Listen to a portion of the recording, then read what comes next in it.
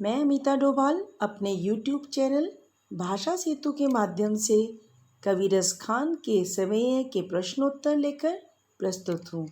प्रश्न 1। ब्रजभूमि के प्रति कवि का प्रेम किन किन रूपों में अभिव्यक्त हुआ है? उत्तर। कवि रस खान ब्रजभूमि के प्रति अनन्य प्रेम का भाव रखते हैं। वह अगले जन्म में मनुष्य रूप में जन्म लेकर ब्रज में ग्वाल बालों के बीच बसना चाहते हैं। वह पशु के रूप में जन्म मिलने पर नंद बाबा की गायों के मध्य चरना चाहते हैं। वह उसी गोवर्धन पर्वत का हिस्सा बनना चाहते हैं जिसे श्री कृष्ण ने अपनी उंगली पर उठाया था।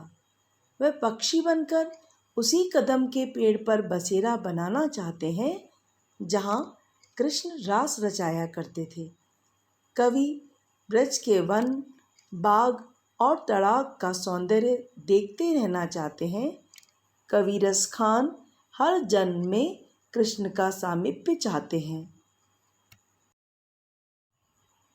प्रश्न 2।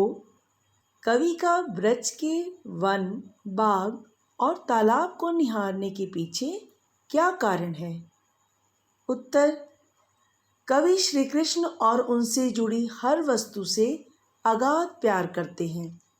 ब्रज के वन, बाग तथा तालाबों के आसपास श्री कृष्ण की मधुर स्मृतियां जुड़ी हुई हैं। इन सब को निहार कर कवि को कृष्ण का सामीप्य अनुभव होता है। प्रश्न 3। एक लकुटी और कामरिया पर कवि सब कुछ न्यौछावर करने को क्यों तैयार है? उत्तर। कवि श्री कृष्ण के अनन्य भक्त हैं। कवि के लिए सबसे महत्वपूर्ण है कृष्ण, इसलिए कृष्ण की हर वस्तु उनके लिए महत्वपूर्ण और प्यारी है। कृष्ण गायों को चराते समय लकुटी और कामरिया कंबल अपने साथ रखते थे। यह कोई साधारण वस्तुएं न होकर कृष्ण से संबंधित वस्तुएं हैं।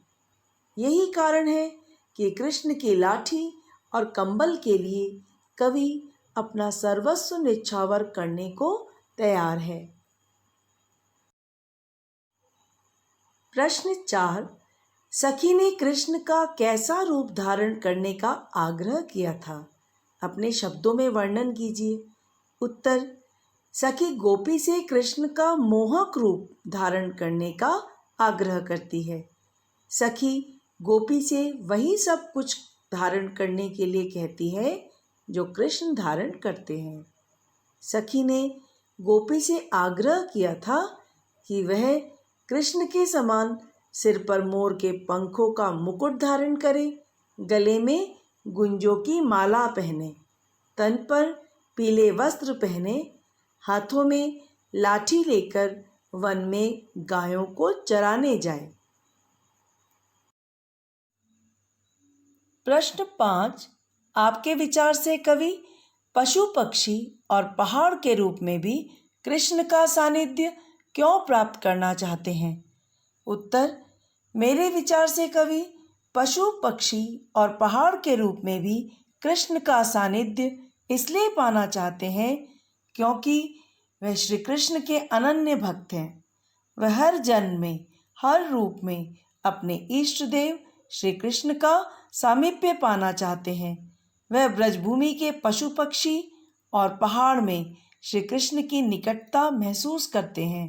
उन्हें लगता है कि इन वस्तुओं के रूप में श्री कृष्ण का सानिध्य पाने से उनका जन्म सार्थक बन जाएगा। प्रश्न 6।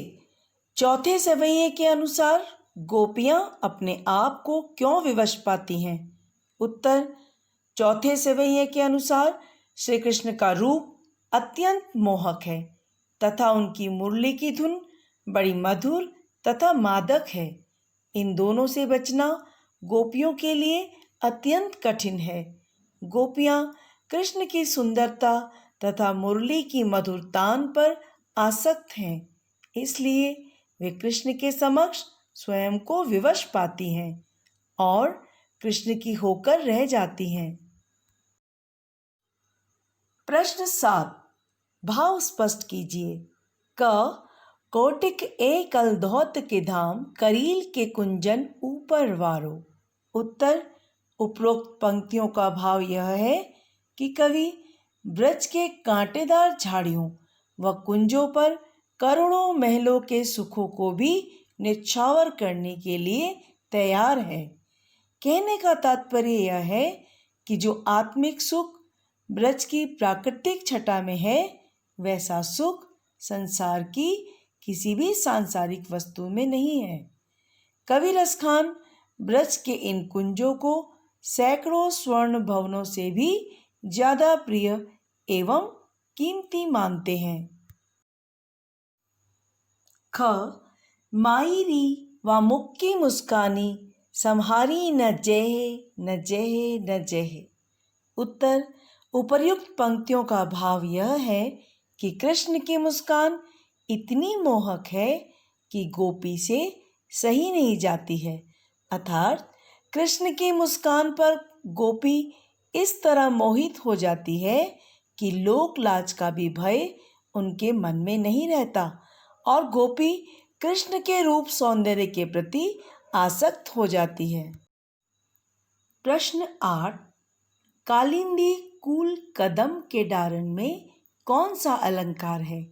उत्तर, कालिंदी कूल कदम के डारण में क वर्ण की आवृत्ति होने के कारण अनुप्रास अलंकार है। प्रश्न 9, काव्य सौंदर्य स्पष्ट कीजिए। या मुरली मुरलीधर की, अधरान धरी अधरान धरौंगी। उत्तर, उक्त पंक्ति का काव्य सौंदर्य निम्नलिखित है। भाव सौंदर्य, गोपी अपनी सखी के कहने पर श्री कृष्ण के समान ही वस्त्राभूषण धारण तो कर लेंगी, पर वह श्री कृष्ण की मुरली को अपने होठों पर नहीं रखेंगी। इस पंक्ति में गोपी का मुरली के प्रति ईर्ष्या भाव प्रकट हुआ है। शिल्प सौंदर्य, काव्यांश में ब्रज भाषा की मधुरता निहित है। काव्यांश रचना सवैया छंद में है।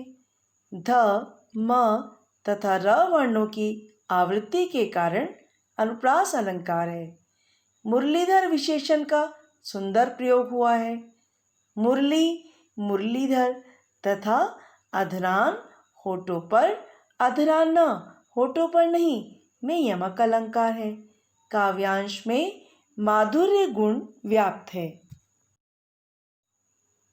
प्रश्न 10, प्रस्तुत सेवैयों में जिस प्रकार ब्रजभूमि के प्रति प्रेम अभिव्यक्त हुआ है, उसी तरह आप अपनी मातृभूमि के प्रति अपने मनोभावों को अभिव्यक्त कीजिए। उत्तर, मैं अपनी मातृभूमि से बहुत प्रेम करता हूँ। मैं इसी का अन्न ग्रहण कर बड़ा हुआ हूँ। इसी की पावन तथा शीतल वायु में सांस लेकर पला बड़ा हूँ। यहीं की पावन नदियों का जल पीकर प्यास बुझाई है। मुझे यहाँ की गौरवशाली प्राचीन संस्कृति का अंग बनने का सौभाग्य प्राप्त हुआ है। मैं हर जन्म में यहाँ की पावन भूमि पर जन्म लेना चाहूँगा।